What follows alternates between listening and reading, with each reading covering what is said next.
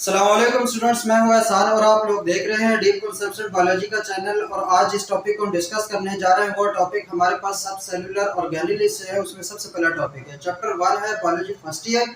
और जो हमारे पास ऑर्गेनेलिस में सबसे पहला टॉपिक है वो हमारे पास है एंडोप्लाज्मिक रेटिकुलम। तो आज जिस ऑर्गेनेली को हम डिस्कस करने जा रहे हैं वो क्या है? Endoplasmic reticulum. ठीक है, आज हमारा टॉपिक है, छोटा सा टॉपिक है, इजीएस्ट टॉपिक है, कोई इसमें मसला नहीं है, कोई इसमें कोई मुश्किल बात लिखी नहीं गई है। देखिए, अब नाम से हमें पता चल रहा है कि एंडोप्लाज्मिक रेटिकुलम। देखिए, हम सेल के अंदर आ गए हैं। ठीक है, अब हम सबसे पहले ऑर्गेनेली जो है वो स्टार्ट करने जा रहे हैं और वो हमारे पास क्या है? Endoplasmic reticulum. देखो, नाम से क्या पता चल रहा है? Endo means inside. एंडो का मतलब क्या होगा? Inside. Plasmic means inside the plasma membrane या इनसाइड द साइटोप्लाज्म, जो भी इसको आप दें, इनसाइड द प्लाज्मा मेम्ब्रेन। और रेटिकुलम क्या होता है? रेटिकुलम का मतलब होता है नेटवर्क, जाल। ठीक है, जैसे वो वॉलीबॉल हम खेलते हैं तो वो जो जाल है, नेट है, वो नेटवर्क है। और ये लैटिन वर्ड है रेटिकुलम, ठीक है, जिसका मतलब होता है नेट। तो इसका मतलब क्या, नाम से क्या पता चला कि प्लाज्मा मेम्ब्रेन के अंदर वाली साइड पे या विद इन द साइटोप्लाज्म एक नेटवर्क होगा, एक जाल टाइप चीज होगी जो कि उसके अंदर होगी। तो वो हमारे पास क्या एंडोप्लाज्मिक रेटिकुलम है। तो अगर इसको हम डिफाइन करना चाहें तो यहीं से डिफाइन होगा कि what is endoplasmic reticulum. Endoplasmic reticulum is interconnected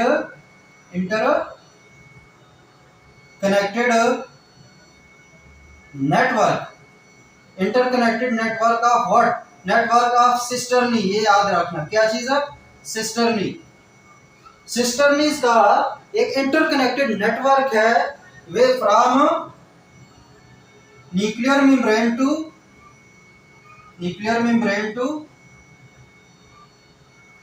plasma membrane. Nuclear membrane से प्लाज्मा मेम्ब्रेन तक एक इंटरकनेक्टेड सिस्टर्नी का नेटवर्क है। उस नेटवर्क को हम क्या कहते हैं? Endoplasmic reticulum.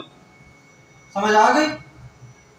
क्या कैसे डिफाइन करेंगे? नाम से डिफाइन हो जाता है। ठीक है, एंडो मतलब इनसाइड, फिर उसके बाद प्लाज्मिक मतलब प्लाज्मा मेम्ब्रेन या साइटोप्लाज्म के अंदर, रेटिकुलम मतलब एक नेटवर्क है। तो what is endoplasmic reticulum? Endoplasmic reticulum is the interconnected network of cisternae from nuclear membrane to plasma membrane. अब सवाल यहाँ पे ये उठता है कि सिस्टर्नी क्या है? ठीक है, क्या है सिस्टर्नी? क्या है? तो सिस्टर्नी हमारे पास जो है एक इनक्लोज्ड थैला होता है, मतलब एक बंद ऐसे थैला होता है, इसको हम कहेंगे सिस्टर्नी। ठीक है, जब इससे मजीद इस तरह ये बढ़ते चले जाते हैं ऐसे ऐसे, अगर देखें बहुत सारे थैले बन रहे हैं, तो इस एक को कहते हैं सिस्टर्नी। इस एक को क्या कहेंगे? सिस्टर्नी। तो ये इनका एक इंटरकनेक्टेड नेटवर्क है जो कि शुरू कहां से होता है? न्यूक्लियस से। बिलफर्ज यहाँ पे न्यूक्लियस है, ये एक न्यूक्लियस से शुरू होता है और ये साइटोप्लाज्म तक आता है और प्लाज्मा मेम्ब्रेन तक आता है ऐसे ऐसे।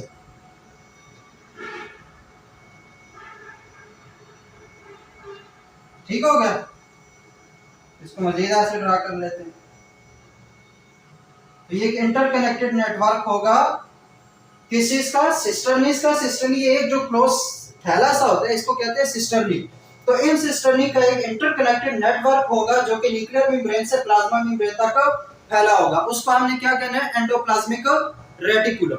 Endoplasmic reticulum. ओवरऑल जो इसका मेन फंक्शन है एक, वो ये है कि ये हमारे पास मैकेनिकल सपोर्ट देता है सेल को। फंक्शन की अगर बात करें तो ये सारे का सारा क्या करेगा? मैकेनिकल सपोर्ट देगा सेल को। मतलब जैसे हम कोई मकान वगैरह बनाते हैं तो उसमें जो शटरिंग का काम होता है, जब उसको सपोर्ट करते हैं, जैसे या कोई पिलर है तो वो पिलर पूरे छत को सपोर्ट कर रहे होते हैं, तो इस तरह के हमारे पास यहाँ पे एंडोप्लाज्मिक रेटिकुलम होते हैं जो कि मैकेनिकल सपोर्ट दे रहे होते हैं सेल को, उसकी शेप को भी मेंटेन कर रहे होते हैं और उसको सपोर्ट भी दे रहे होते हैं। ठीक है, ये तो होगा हमारे पास इसकी सिंपल डेफिनेशन। अगर हम टाइप्स पे आते हैं, किस चीज पे आते हैं? टाइप्स पे। हमारे पास टाइप्स इसकी क्या होंगी? इसके हमारे पास बेसिकली दो टाइप्स हैं। कितनी टाइप्स हैं हमारे पास एंडोप्लाज्मिक रेटिकुलम की? बड़ी इजी से इसको याद रखना, कोई मुश्किल काम नहीं है। एंडोप्लाज्मिक रेटिकुलम की दो टाइप्स हैं। एक को कहते हैं हम रफ एंडोप्लाज्मिक रेटिकुलम। कौन सा? Rough endo plasmic reticulum. एक हमारे पास क्या हुआ, रफ एंडोप्लाज्मिक रेटिकुलम, इसको इन शॉर्ट आर भी बोलते हैं, रफ एंडोप्लाज्मिक रेटिकुलम। और एक हमारे पास है स्मूथ एंडोप्लाज्मिक रेटिकुलम। दोनों को हम देखेंगे कि इन दोनों में क्या फर्क है। तो दो टाइप्स हो गए, कौन सी दो टाइप्स है, एक रफ एंडोप्लाज्मिक और एक स्मूथ एंडोप्लाज्मिक रेटिकुलम, SCR। सही हो गया, दो टाइप्स है, रफ और स्मूथ हो गया।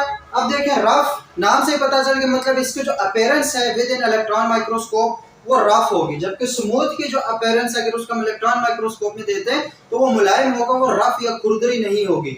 जबकि rough endoplasmic reticulum rough structure से देगा, रफ उसकी जो है ना फीलिंग आती है। क्यों आती है वो हम देखते हैं। रफ इसकी किस वजह से होती है, क्योंकि बिलफर्ज ये हमारे पास सैक है, किसका, सिस्टर्निस का, या इंटरकनेक्टेड जो यहाँ पे न्यूक्लियस है और ये एक सैक है। तो इस सैक के ऊपर साइटोप्लाज्म की तरफ क्या, इस तरह हमारे पास राइबोसोम्स इसके साथ जुड़े हुए होते हैं, अटैच हुए होते हैं। बिलफर्ज ये एक और आ गई तो इसके साथ भी ऐसे जुड़े हुए, अगर स्क्रीन साइड से भी देखें तो मतलब इस तरह इसके साथ जुड़े होते हैं। क्या चीज है, राइबोसोम्स। क्या चीज इनके साथ जुड़े होंगे, राइबोसोम्स। तो ये रफ क्यों दिखता है, क्योंकि ड्यू टू अटैच्ड राइबोसोम्स। अब राइबोसोम्स क्या है, ये हमारा नेक्स्ट लेक्चर है जिसको हम बड़ी डिटेल से पढ़ेंगे कि राइबोसोम्स क्या है। ड्यू टू अटैच्ड राइबोसोम्स, इसकी जो लुक है वो रफ रहती है विद इन इलेक्ट्रॉन माइक्रोस्कोप। जैसे हमारे पास वो रेवड़ियां तो देखी हमने ना, रेवड़ी के ऊपर जो तिल लगे होते हैं चारों तरफ, तो उसकी वजह से वो खुरदरी सी हो जाती है, रफ सी हो जाती है। तो इसी तरह हमारे पास यहाँ पे राइबोसोम्स के अटैचमेंट की वजह से ये जो एंडोप्लाज्मिक रेटिकुलम है वो हमें रफ दिखेगी। तो वो क्या है, किस वजह से, ड्यू टू अटैच्ड राइबोसोम्स। अब जब इसके साथ राइबोसोम्स अटैच है तो इसका मतलब जो रफ एंडोप्लाज्मिक रेटिकुलम है उसका फंक्शन क्या होगा, related to protein synthesis, related to protein synthesis. अब ये प्रोटीन को खुद सिंथेसाइज नहीं करेगा, प्रोटीन सिंथेसिस काम किसका है, राइबोसोम्स का है, लेकिन उसको सपोर्ट दे रहा है, उसको उसी से रिलेटेड है, क्योंकि अगर वहां पे प्रोटीन सिंथेसाइज हो रही है तो मतलब इसका काम भी उसी में होगा। तो ये हमारे पास रिलेटेड टू प्रोटीन सिंथेसिस है। प्रोटीन सिंथेसिस के एक दूसरा नाम भी है ट्रांसलेशन, प्रॉपर नाम अगर देखें तो क्या है वो, ट्रांसलेशन। तो ये ट्रांसलेशन में इसका फंक्शन किस में इन्वॉल्व होगा, प्रोटीन के सिंथेसिस में। इसके अलावा जो दूसरा फंक्शन मैंने बताया कि ये सेल को मैकेनिकल सपोर्ट भी देता है और इसको शेप भी मेंटेन रखता है। तो ये इसके हो गए फंक्शन। रफ एंडोप्लाज्मिक क्यों रफ होता है, क्योंकि उसमें राइबोसोम्स साइटोप्लाज्म की बाहर की तरफ अटैच हुए होते हैं रफ एंडोप्लाज्मिक रेटिकुलम पे, और काम इसका क्या होगा, रिलेटेड टू प्रोटीन सिंथेसिस। उसके बाद याद रखना, देखो हमने कहा ये न्यूक्लियस के बाद शुरू होता है, न्यूक्लियस के बाद शुरू होता है। तो अगर दूसरे लिहाज से देखें तो ये साइटोप्लाज्म के कौन से रीजन में होगा, न्यूक्लियस के करीब कौन सा रीजन होता है, न्यूक्लियस के करीब होता है, बताओ जरा, साइटोसोल। क्या होता है, साइटोसोल। तो इसका मतलब जो रफ एंडोप्लाज्मिक रेटिकुलम है वो मेनली कहां पे होगा, साइटोसोल वाले रीजन में होगा। और हमने कहा था ना कि साइटोसोल क्या है, साइट ऑफ मेटाबॉलिज्म है। तो यहाँ पर ये क्या, प्रोटीन सिंथेसिस हो रही होती है। ठीक है, तो ये हमारे पास अगर सवाल आ जाए कि रफ एंडोप्लाज्मिक रेटिकुलम किस रीजन में है, तो साइटोसोल वाले रीजन में होगा। फिर इसी के साथ कनेक्टेड ना ये है जो सैक्स हैं वो होते जाएंगे, लेकिन उसमें राइबोसोम्स नहीं होंगे, वो बिल्कुल मुलायम होंगी। जो प्लाज्मा मेम्ब्रेन की तरफ आते जाएंगे तो इसमें राइबोसोम्स खत्म होते चले जाते, बिल्कुल स्मूथ एक अपीयरेंस देता है इन इलेक्ट्रॉन माइक्रोस्कोप। उसको क्या कहेंगे, उसको हम कहेंगे smooth endoplasmic reticulum. Rough endoplasmic reticulum के साथ ही शुरू होता है स्मूथ एंडोप्लाज्मिक रेटिकुलम, जो कि प्लाज्मा मेम्ब्रेन तक पहुंचता है।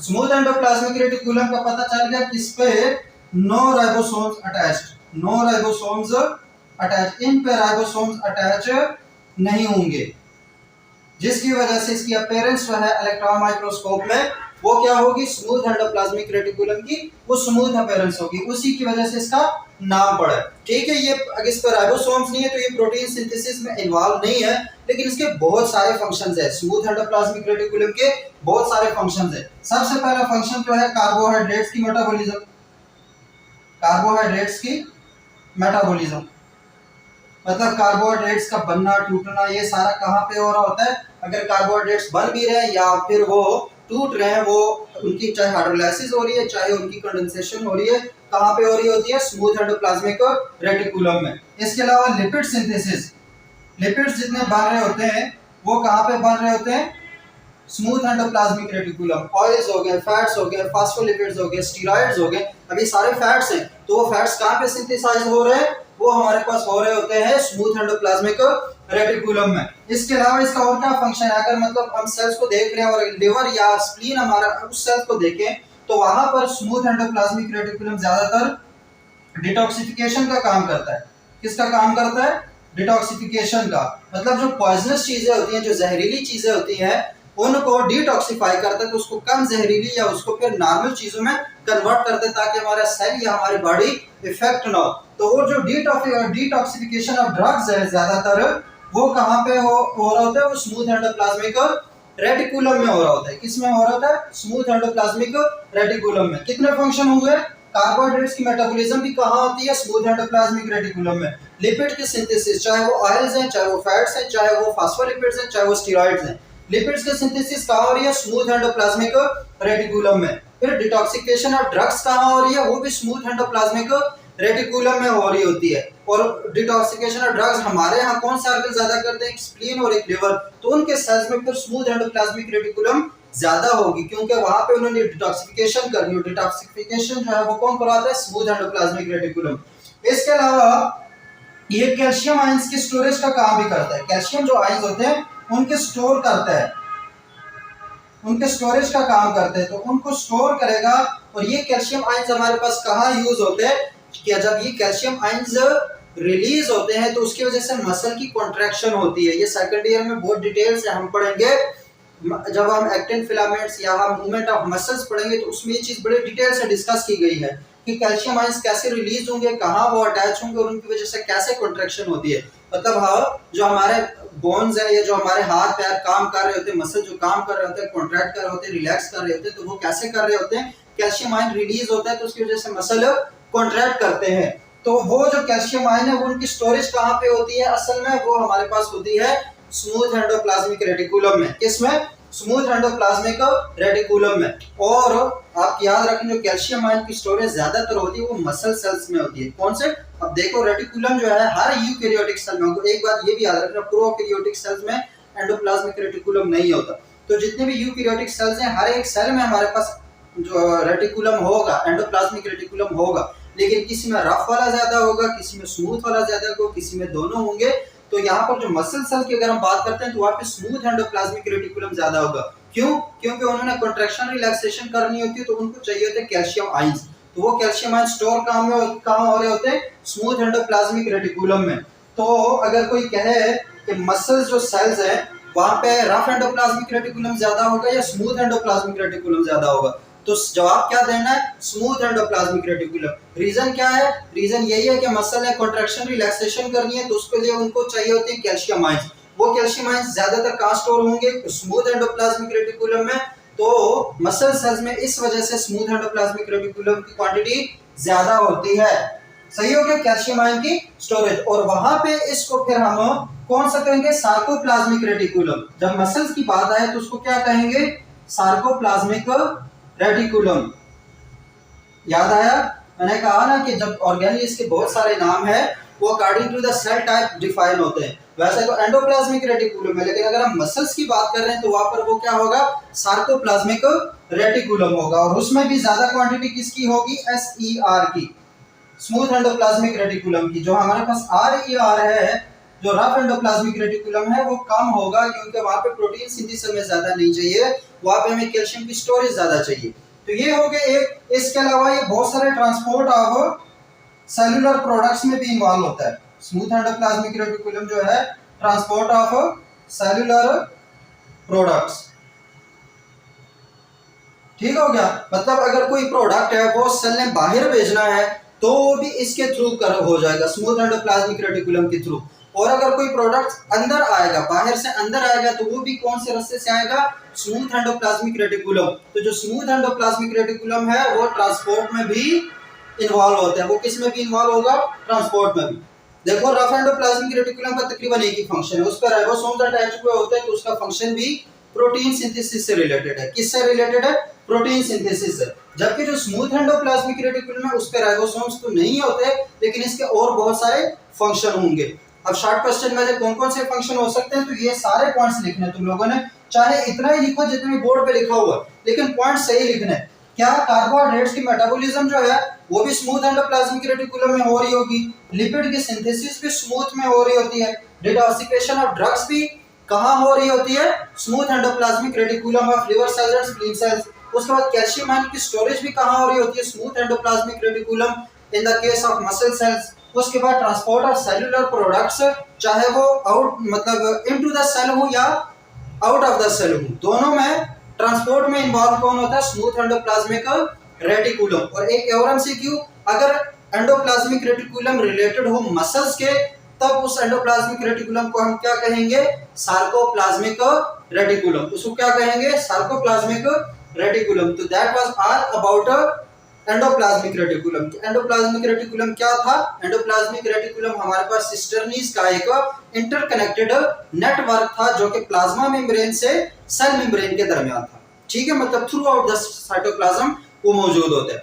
फिर जो सेल मेम्ब्रेन के करीब है वो हमारे पास रफ एंडोप्लाज्मिक रेटिकुलम है। रफ एंडोप्लाज्मिक क्यों है, कि उसकी अपीयरेंस जो इलेक्ट्रॉन माइक्रोस्कोप में आती है वो रफ होती है, वो खुरदरी होती है, तो वो रफ एंडोप्लाज्मिक रेटिकुलम कहलाता है। और वो किस साइटोप्लाज्म के रीजन में होता है, साइटोसोल में ज्यादातर होता है। उससे का काम क्या होता है, क्योंकि उस पे राइबोसोम्स अटैच होते हैं, राइबोसोम्स का काम होता है प्रोटीन को सिंथेसाइज करना। तो इस वजह से जो रफ एंडोप्लाज्मिक रेटिकुलम है वो भी रिलेटेड होगा प्रोटीन सिंथेसिस में। जबकि जो स्मूथ एंडोप्लाज्मिक रेटिकुलम है ये साइटोजेल वाले एरिया में ज्यादा होता है, तो वहां पे इसके फिर कई फंक्शंस हो सकते हैं। और ओवरऑल दोनों का फंक्शन जो है एक वो ये भी है कि दोनों चाहे वो स्मूथ हो चाहे वो रफ हो, ओवरऑल जो रेटिकुलम है एंडोप्लाज्मिक वो mechanical support of the cell में भी इन्वॉल्व होता है। तो यहाँ तक हो गया हमारे पास एंडोप्लाज्मिक रेटिकुलम। ये हमारे पास एक और गैलरी होगी, अगले लेक्चर में इंशाल्लाह हम देखेंगे कि राइबोसोम्स क्या होते हैं। तो तब तक के लिए अगर कुछ समझ ना आया हो तो कमेंट्स में मेंशन कर देना और अपना ख्याल रखना। अल्लाह हाफिज।